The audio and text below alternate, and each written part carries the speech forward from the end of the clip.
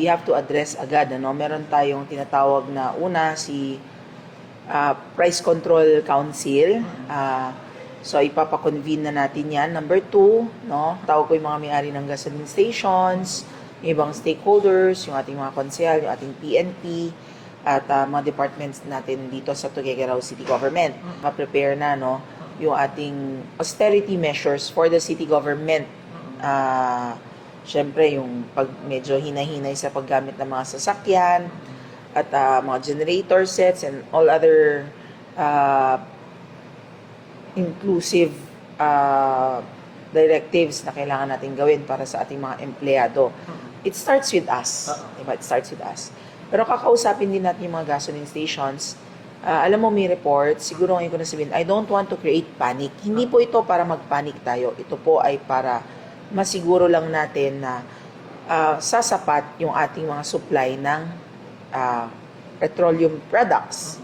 That's number 1. Meron kasing mga reports na, alam naman natin, summer na, mag-aani na ang farmers. Tapos pagkatapos mo mag-ani, mag-land preparation na yan, kailangan nila ng gasolina, no? So mukhang medyo may nagpapanik, bumibili na daw ng galon-galon, litro-litrong, daan-daang litrong gas.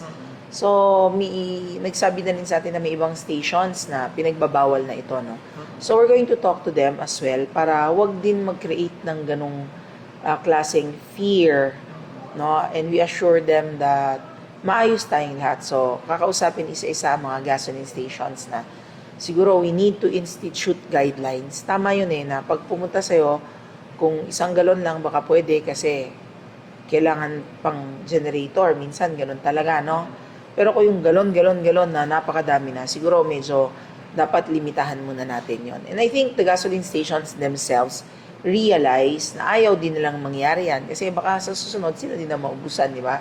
Kung magtatagal pa itong gyerang ito. And we're praying that it will end. So those are just some of the measures we're about to take. Sa subsidiya naman ng mga tricycle drivers, meron naman talaga tayo taon-taon. But we cannot release the full amount of 1,000 pesos. Ang ating budget po ay nasa SP for review pa at ngayon atang araw na ito tatalakayin or Monday. And right after that, we are now asking our TODA na maglista na sila para kahit half man lang kung ano yung pwede naming ilabas sa subsidy, ilalabas naman namin, no?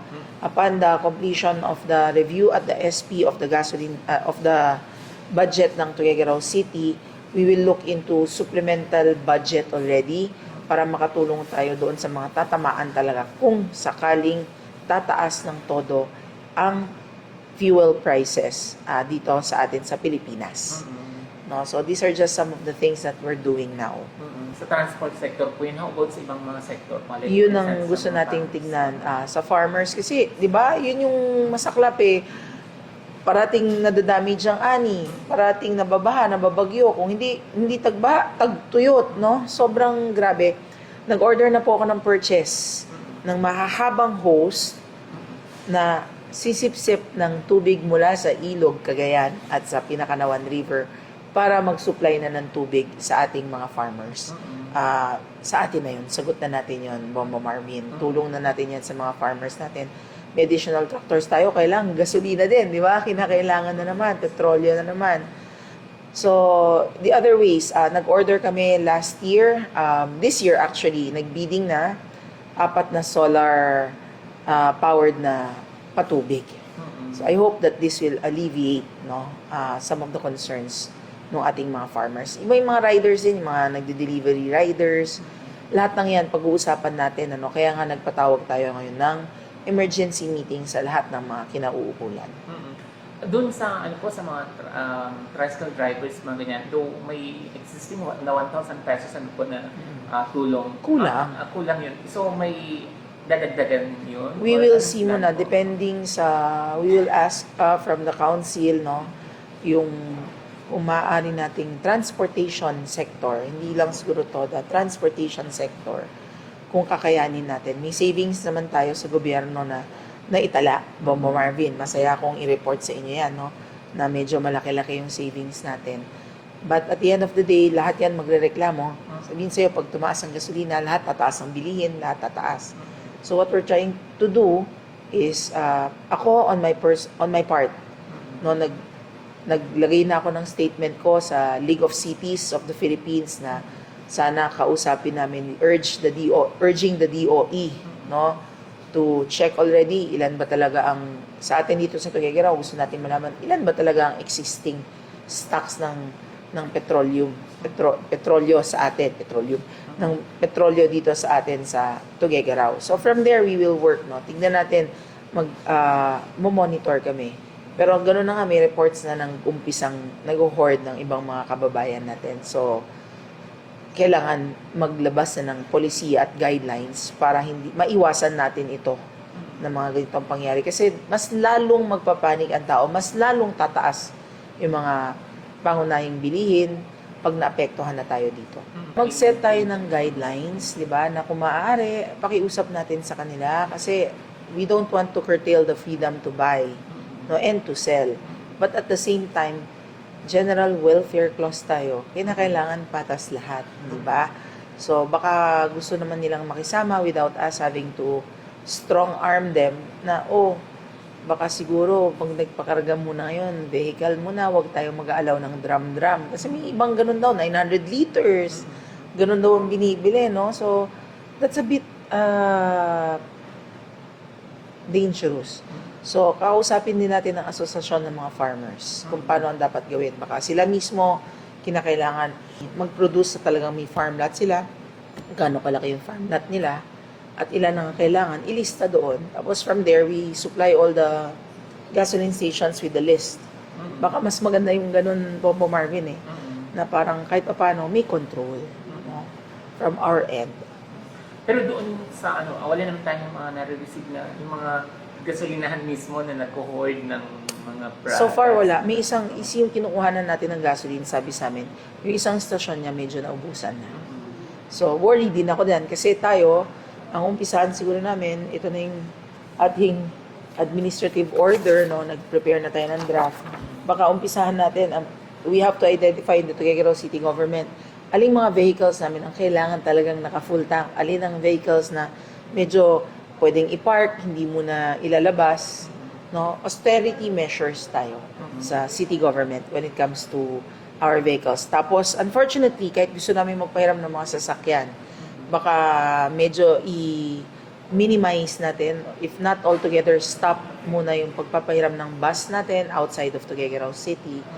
Kasi para makatulong din tayo, unahin natin, we will set our priorities first. Kung ano yung mga dapat na mas importanteng magamit at this time. Okay. So, kailan ho yung possible na implementation po ng EO po na yan? ASAP ito. Kasi these are, it's not about only, even the procurement ng mga gamit dito sa city. Lahat yan, So, pati aircon, i-adjust natin yan. Kinausap ko na rin ng kapulisan. Sabi ko sa kanila, lahat ang binibigyan sa inyo. Baka we might have to limit a bit. Again, sabi ko nga, i-pinpoint natin alin ang mga talagang kailangan na meron. In our case, ano ba ang unang kailangan malagyan ng gasolina dito sa atin? Garbage trucks, di ba? Kasi yan ang ginagawa natin every day. And then the rescue vehicles, kasi that does the rescue. Ang ating mga department heads, medyo siguro mamaluktot muna, pati ako. Kailangan siguro medyo mamaluktot muna, no? There was an order to return all the vehicles in the afternoon to the city government, but pagmimitingan namin yan. Yung mga kailangan lang nasa labas, sila lang nasa labas. Sige po, Mayor, message natin sa mga kababayan po natin dito. Huwag po tayong magpapanik. What we're doing in the city government is austerity measures. Ano po ibig sabihin ito?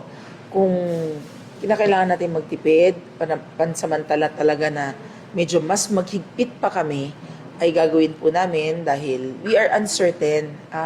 This is not to cause panic. Ulit-ulitin ko ito.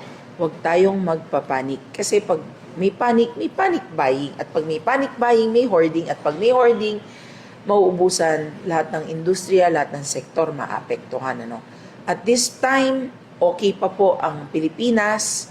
Gaya nga ng sabi ng Pangulong Bongbong Marcos, meron tayong mga reserves ng mga produktong petrolyo. But what we are doing now is being proactive. Ibig pong sabihin, bago pa may mangyari, bago pa malala ang sitwasyon, at the very least, ang inyong gobyerno, Tuguegarao City Government and the Provincial Government of Cagayan are prepared with the policies na makakatulong sa atin sa pagtitipid, makakatulong sa atin sa pag-tide over na tinatawag natin, sa anumang sitwasyon, lalong-lalo na sa mga nangyayari ngayon sa Middle East. No? Kasi pag nagtagal pa po yun, panigurado pong tataas lahat. So, gagawa tayo ng mga hakbang na makakasigurong pantay-pantay po tayong lahat ng makukuha at lahat po tayo ay talagang hindi gaanong maapektuhan sa mga pangyayari sa Middle East. Dinarasal po natin, sana tulungan nyo kami that the war in the Middle East and in Iran particularly matapos na para hindi lumala, hindi makaapekto sa atin. Ang dami rin po nating mga OFW na nandoon ngayon, So, we're about to start as well our communications with the family circle. Isang araw, actually, nagpe-present na sila sa amin. So, titignan po natin kung ano yung mga maitutulong natin ngayon dyan. Kasi if there's war in the Middle East at yung mga OFW natin, Bombo Marvin, hindi rin makakagalaw, ano naman ang ipapadala nila sa mga pamilya nilang nandito, So, the city government is also preparing for that.